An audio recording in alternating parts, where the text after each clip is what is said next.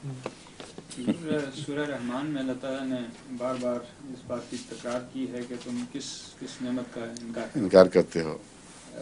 میں حضور یہ 2 آیات پڑھتا ہوں قرآن کریم کی یہی سورہ رحمان سے. اعوذ باللہ من الشیطان الرجیم.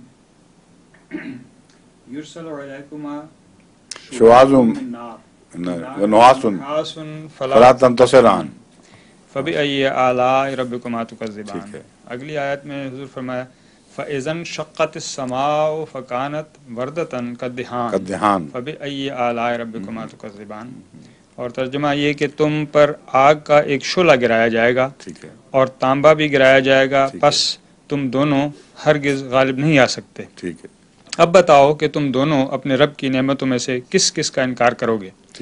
پھر فرمایا جب آسمان پھٹ جائے گا اور سرخ چمڑے کی طرح ہو جائے گا، وہ آخری فیصلہ کی گھڑی ہوگی. اب تم بتاؤ کہ تم دونوں اپنے رب کی نعمتوں میں سے کس کس کا انکار کرو گے. بالکل ٹھیک ہے حضور، یہ آگ کا شعلہ گرایا جانا، تانبا گرایا جانا، لکھا ہے یہ نعمتوں کے طور پر بیان فرما رہا ہے اللہ. یہ نعمتیں کیسے ہو سکتی ہیں حضور؟ اللہ نے کہا ہی نہیں، اپنی طرف سے بنا لیا.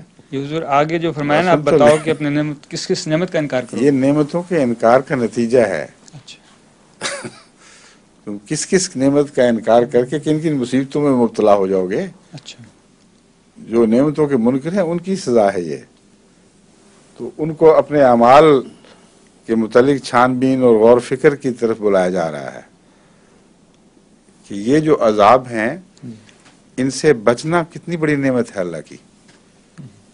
اور وہ بیوقوف جو ایسی نعمتوں کا انکار کر دیں جس کے نتیجے میں ان عذابوں میں مبتلا ہوں، ان کا کیا حال ہوگا. تو یہ سوچو کہ تم کن کن نعمتوں کے منکر ہو، کیا کیا بلائیں دنیا میں ہیں جن سے تم پر مصیبتیں نازل ہو سکتی. ایک تو یہ معنی ہے. دوسرا سائنٹیفک معنی بہت گہرا ہے اس میں.